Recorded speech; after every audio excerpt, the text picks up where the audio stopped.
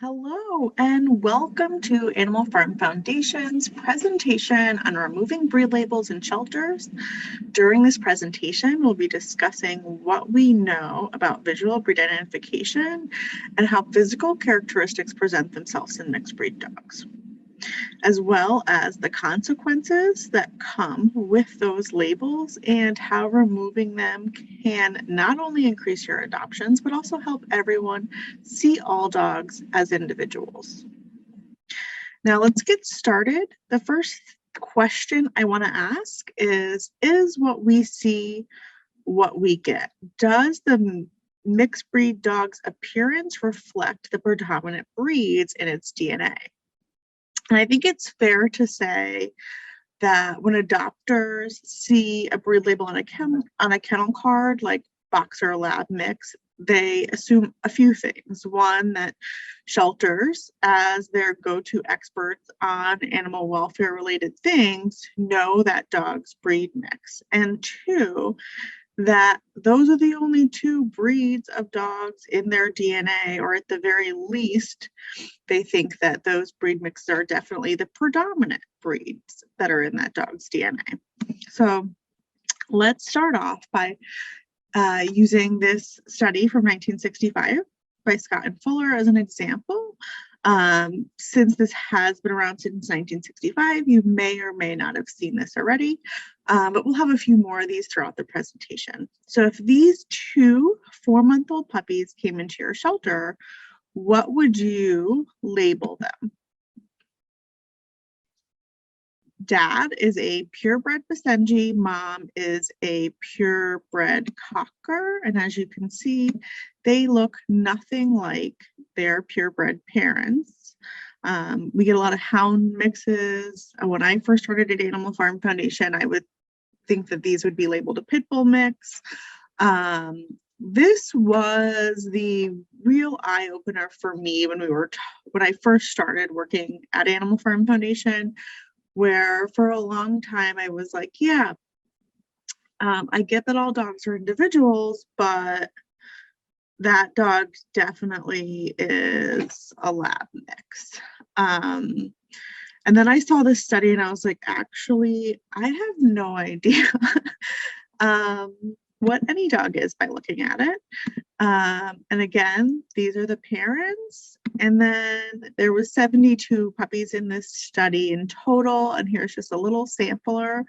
And as you can see, none of these dogs really resemble their purebred parents. There might be one that looks a little bit Cocker, but none that resemble both of their parents. And all of these pups only have Basenji and Cocker in their background.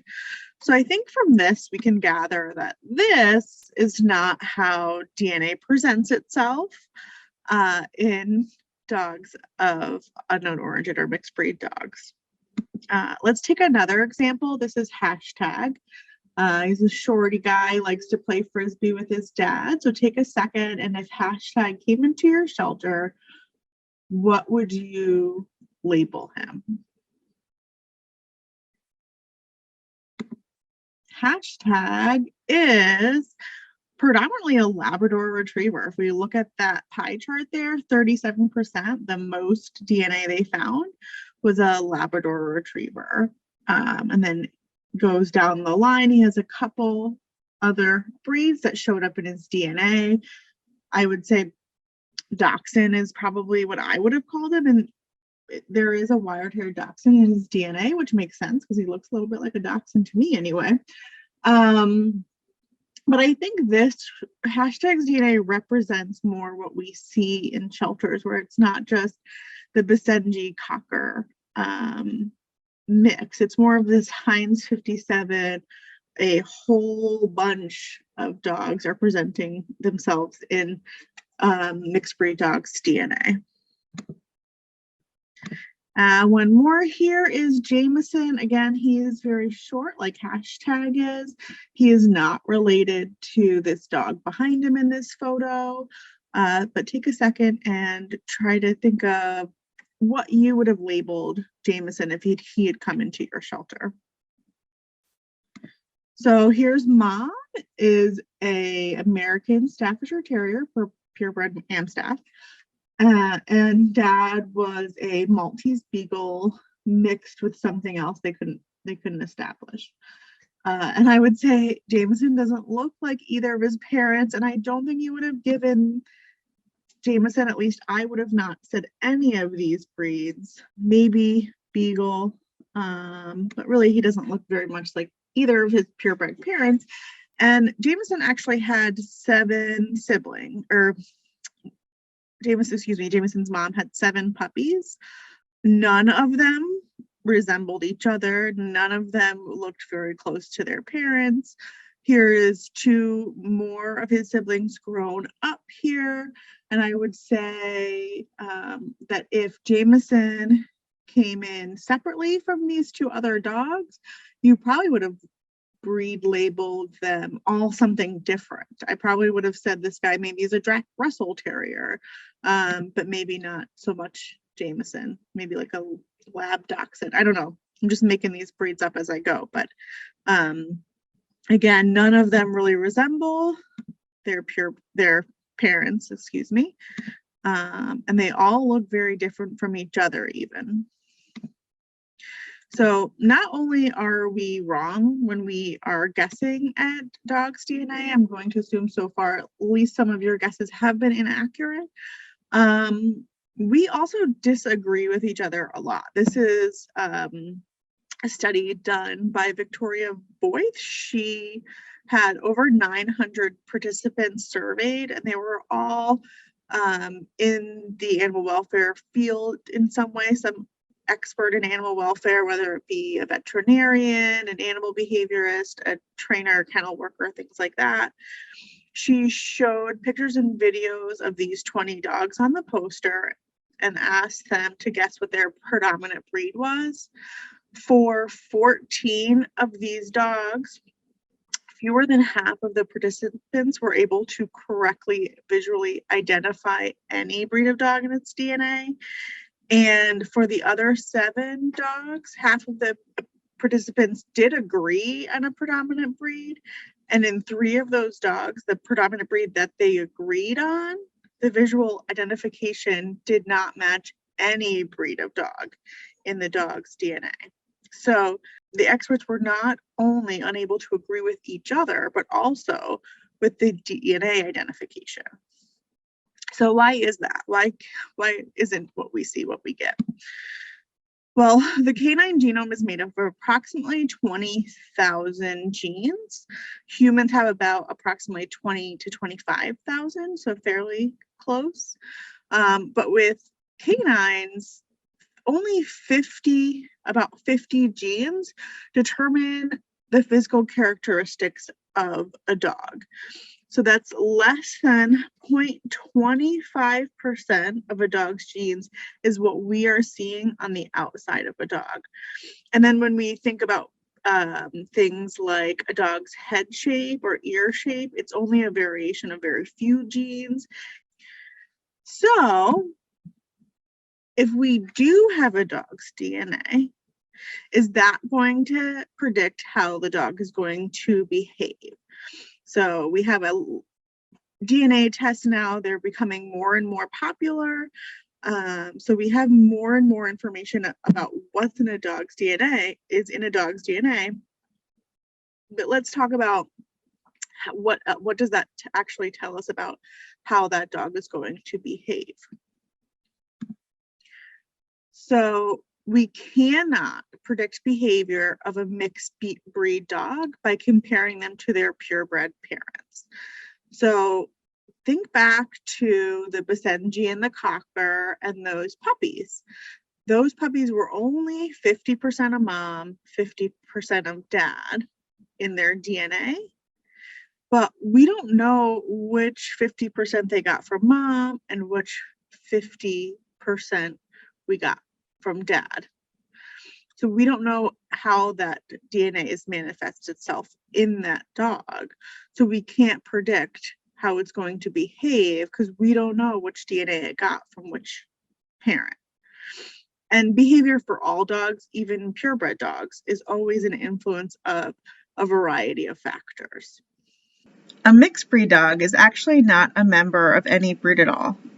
We like to say things like Labrador, Husky, mix, but that is a misnomer, as breed no longer applies when a dog is born from outside a closed and coherent gene pool. Breed has parameters, and if a dog's DNA mix is outside of those parameters, it cannot be a breed by definition. All dogs are far more alike than they are different, regardless of breed, size, appearance, behavior, etc. And dog DNA doesn't vary that much from dog to dog, but a dog mixed outside of a coherent and closed gene pool ceases to be any breed at all. And even when we have the DNA, let's say we get this dog's DNA back and it reveals that it's 12% chow, but we don't know which 12% of chow it is in the DNA. We're not there yet with canine genetics. So that 12% could be how the dog builds its muscle, or how its brain develops and functions, or how it digests its food, or how its hips are shaped. So knowing that a dog has 12% chow in its DNA isn't really telling us very much. Gadget is a great example of, if we know the dog's heritage, will we know how the dog is going to behave? Well, Gadget here had one parent who was a greyhound, one parent who was an American bulldog, and based on qualities of Gadget's mom and dad, Gadget was bred to be a sports dog, to catch frisbees and do sports dog related things. But Gadget was completely uninterested in doing that kind of job. And Gadget now is a trained service dog for his owner, Matt, who has Parkinson's, and he helps Matt with things like picking things up off the ground, to a job that is very different than running and jumping and catching frisbees. This extremely comprehensive study was just released April 28th of 2022. The authors surveyed owners of over 8,000 dogs, 49% pure breed dogs, the rest were mixed. And they sequenced the DNA of over 2,000 dogs. And what they found was that the breed of dog offered little predictive value for individual dogs. While behavior traits are heritable, behavior only subtly differentiates breed. They found that for heritable, more breed differentiated traits like biddability, the response to direction and commands, knowing breed ancestry can make behavior predictions somewhat more accurate. However, for less heritable, less breed differentiating traits like agnostic threshold, how easily a dog is provoked by frightening or uncomfortable stimuli, breed was almost completely uninformative. So knowing a dog's breed isn't going to help very much on knowing how that individual dog is going to behave. We're talking a lot about mixed breed dogs, but I think it's important to go over this really quickly. Purebred dogs are mostly bred these days for looks and not behavior, and it's very hard to breed for both. While I think breeders do give a lip service to behavior, they're more focused on how a dog looks. And then when we talk about working dogs, even with working dogs like greyhounds, who are bred to chase prey, 25% of them are uninterested in doing that behavior and wash out before they even begin training. And that 25% is before they begin training. There's also dogs that wash out after they begin training. Dog personalities are multifaceted. That's why it makes sense to look at the dog in front of you and get to know its personality and not make behavior predictions based on breed. So we all know, everybody I'm talking to today knows that dogs are individuals. So what is the harm at guessing at a breed label? Because as humans, we have confirmation biases and implicit biases. So many assumptions are being made based on behavior traits associated with a breed label, and many dogs are unfairly assessed and judged using those breed labels that they're assigned. Adopters are subject to a lot of generalizations and misinformation. It's all over the internet. I did a quick Google search about dog breeds and behavior, and I found a million results that included complete misinformation about dogs and behavior. But as humans, we have a tendency to search for and interpret and favor and recall information in a way that confirms our pre-existing beliefs. And this error leads to individuals to stop gathering information when the evidence gathered so far confirms their views already. The problem with this is that those beliefs become real with their consequences. They might not be true scientifically, but because you believe them, how you make decisions in life are affected by those beliefs. So because adopters are subject to this, they often have their own behavior guesses about dogs with certain breeds or breed labels. And I wanted to just get a visual of that. And I wanted to reach out to someone completely outside of animal welfare that is probably your typical dog owner, doesn't know much about dog behavior, is not a dog expert in any way. So I contacted my mom and I said, hey, Mom, I just want to get your first thought. When I say a breed, what is the first behavior that comes to mind for that breed? And these are the 10 breeds that I gave her. And when you go through this table, some of these behaviors you might also relate to that breed, like beagles being noisy. That's something that we hear a lot. And some of them are just coming from her experiences as a kid. I know her brother had a bad experience with a Doberman, so it makes sense that she would have said the behavior frightening because that's her experience. Going back to that study I mentioned earlier, I just want to be clear that I'm not saying that behavior traits are not breed behavior traits are not a thing. I just really wanted to use this as an example of how our own biases will affect how we see these labels and how they can, one, not always be true, and two, really we see a lot of these behaviors across all different breeds of dogs and mixed breed dogs, like boxers being playful. Well, I don't know. I know very few dogs, young dogs anyway, that aren't like ready to play all of the time, right? Or golden retrievers are good with kids. I think it's crazy to say that all golden retrievers are going to be good with kids. But I did just want to showcase a perspective coming from somebody outside of animal welfare and how they equate a label to a behavior. So let's take the border collies, for example. She just said, I think they have herding behavior, but she also like, I don't like that. She doesn't like border collies, and that's fine. But that's based on, I asked her why, and she based it on a border collie that she knew growing up. I think is going to be a common occurrence with adopters to have those previous experiences weigh in on how you feel about particular breeds. This is Moon. I'm going to say she probably would be labeled a border collie in a shelter. And then I sort of pretended I was an adopter coming into your shelter and saying, okay, this dog has a border collie mixed label on it. I'm going to Google what does that mean? So I Googled border collie traits. This is one of the first like infographics that came up. And it says they're great watchdogs, excellent for single person, best for expert pup parents, great as an only dog, intelligent, needs room to run. So a lot of those traits would not be very enticing for me. I'm not interested in a dog that's not going to get along with my other dog, that it says excellent for single person. I'm married, so I don't think this dog would probably be good for me.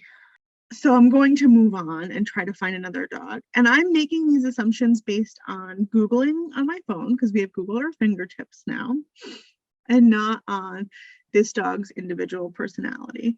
Now, if you're interested, Moon does have Border Collie in her DNA, but she's actually predominantly has DNA of American Pit Bull Terrier. She also has American Eskimo and Bulldog in her DNA. So that label was not telling me anything about Moon and whether or not Moon will be a good match for me. And I think it's fair to say that that Google search also wasn't very helpful in telling me anything about Moon as an individual. And then let's take this dog Daisy's label. For example, this dog was labeled a Beagle in a shelter, so their doctors assumed that she was a Beagle mix. If my mom had seen that label, she probably would have thought, well, I don't know if I can have a Beagle in my house because they're noisy. The owners of this dog did an Embark DNA test. It turns out Daisy has absolutely no Beagle in her DNA. This is Daisy's DNA. And again, she's like that Heinz 57 that I think we're seeing a lot in shelters, of just very, very mixy mix of breeds in the DNA. And here's Daisy one more time in her DNA. Another consequence of using breed labels for dogs of unknown origin in shelters is the amount of time lost pets are staying at your shelter. So if my St. Bernard mix runs away and I'm calling your shelter and I'm saying, did you guys get any St. Bernards and my dog ran away? And you go in and you say, no, we don't have any St. Bernards, because you've labeled the dog as a pit bull, because that's what you've subjectively labeled it. Because as we said before, we're often, as that Victoria Voigt study showed, we're often disagreeing with each other, right? So I'm sure your shelter is using photographs, and that's great to get dogs home faster for lost pets, but it can be a barrier to getting dogs home when we're using a different label. We also create a self-fulfilling prophecy when we label a lot of our dogs in shelters pit bulls. It seems to me that a lot of mixed breed dogs that are coming into shelters and we don't know the origins of the dogs, they get labeled pit bull mix. All of these dogs were labeled pit bull mix on Pet Finder's website. And could some of these dogs have some DNA that is one of the dogs that we lump into a pit bull mix, like an Amstaff or American Pit Bull Terrier? Absolutely. But I think what we have is a bunch of very mixy, very different, all of these dogs look very different from each other. And I would assume they probably all have very different personalities individually. But when we label all of our dogs as this one breed mix, we inadvertently create a sort of supply and demand issue, and having our adopters thinking that our shelter is full of pit bulls. But what you're really looking at is a shelter full of dogs that probably have lots of different breeds in their DNA. They all have these dogs look very different from each other. And I'm sure they all have individual personalities from each other. But because we're grouping them in this one label, it creates an illusion that you have so many of this one type of dog in your shelter.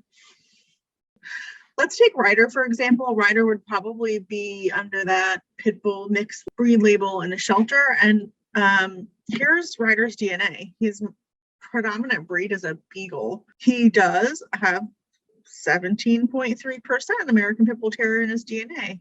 Probably why he looks a little bit like a American Pit Bull Terrier. But look at all these breeds that are also in the dog's DNA. And now you can kind of see why that pit bull label is not helping or telling us anything about who Ryder is as an individual.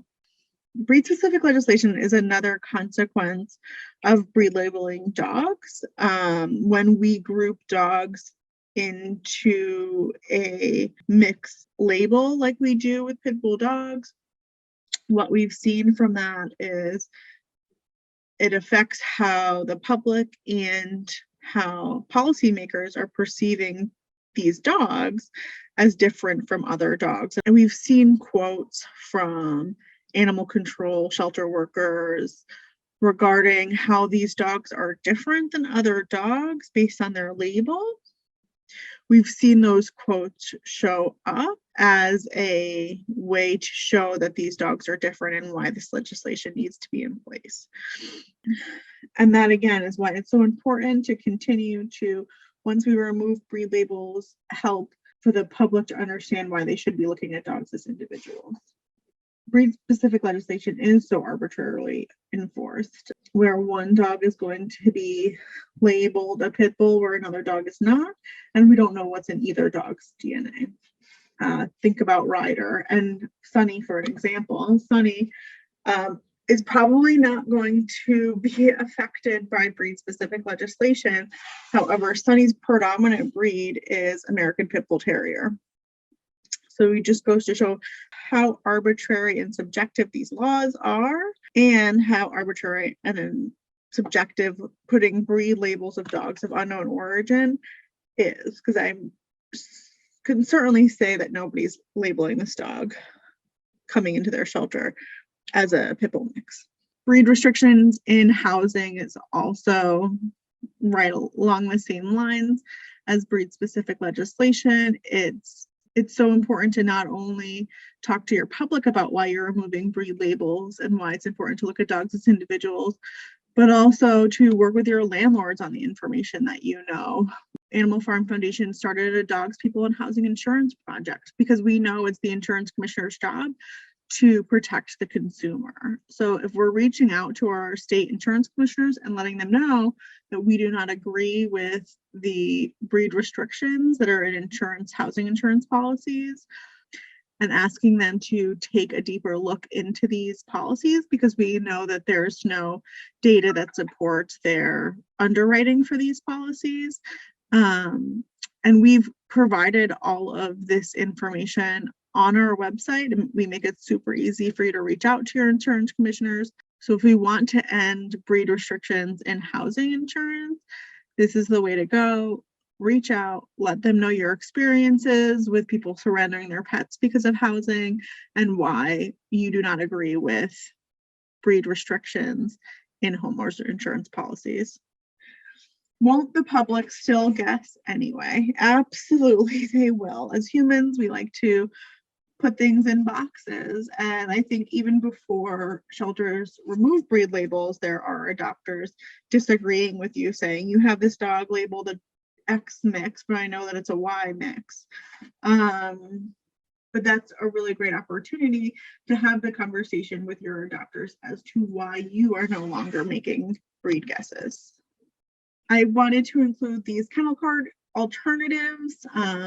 So instead of adopters looking at a kennel card and saying, oh, that's a boxer mix, I'm not interested in boxers, and moving on to the next dog in the line, having these really fun animal report cards where the adopters can look at it and say, oh, good, this dog knows most of its obedience. It likes to go for car rides. I want a dog that's going to want to go for car rides. And have the adopters learn more about the dog that way, as opposed to generalizations on what the dog's breed is. Frequently asked questions we get a lot is, what about rabies certificates? And what I've heard from the shelters that have removed breed labels is that they have just had a conversation with the veterinarian that they used, and provided them with the resources to why they would like the veterinarian to stop breed labeling on the rabies certificate. And for the shelters that I've spoken to, veterinarians seem to be fine with just listing breeds as mixed breed once you explain why you would like them to stop breed labeling. Shelter pet search engines like Adopt-a-Pet and Pet Finder did add a mixed breed option a few years back, which we were so excited about. And really helped with shelters moving to listing their dogs as mixed breed over a breed. But what some shelters ask us often is, well, what about those adopters that are looking for a specific look of dog? and they put that dog breed in the search filter, our dogs are not going to get as much exposure if we don't list a breed guess on them of what we think that they look like. I can understand the concern here. I do still recommend listing your dogs as mixed breed because that is the most honest answer. But if this is a barrier for your organization, the recommendation that we've come up with is listing your dog as mixed breed, listing the secondary breed as your like most looks like guess, and then adding just a little disclaimer in your dog's bios, letting the adopters know why you decided to list a secondary breed and that you don't know what's in the dog's DNA, but this is why you listed this particular breed. This study was done in 2016 by Lisa Gunther. In this study, they tracked adoptions, tracked length of stay of dogs before and after removing breed labels. And what they found was that not only did the length of stay decrease for dogs that were previously labeled pit bull, but it also decreased the length of stay for all dogs. So based on this study, removing breed labels will help with length of stay for all dogs. And that's all. Thank you for listening to this presentation. If you have any questions on the content that we discussed today, please reach out, send us an email, give us a phone call. We're happy to discuss any of this further and do whatever we can to support your organization remove breed labels.